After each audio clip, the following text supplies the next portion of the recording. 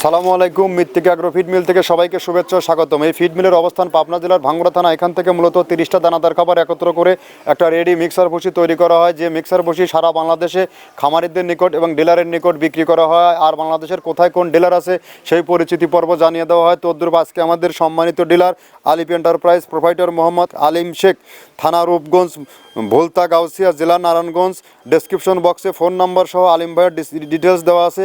নারায়ণগঞ্জের জন্য যে সকল গাভী গরু, ষাঁড় গরুর খামারি ভাইয়ের আছেন তারা চাইলে তারা আলিম ভাইয়ের সাথে যোগাযোগ করে আমাদের এই 30 আইটেম মিশ্রিত গোখাদ্যটি সংগ্রহ করতে পারেন। আলিম ভাই একজন আমাদের দীর্ঘ পুরাতন ডিলার। আমাদের খাবারের মান অত্যন্ত ভালো এবং বেস্ট। তা না হলে আলিম ভাই আমাদের সাথে দীর্ঘ 5 বছর আমাদের সাথে যুক্ত থাকতে পারতো না। আমাদের এই বিজনেসের পদযাত্রা আজ 9টি বছর।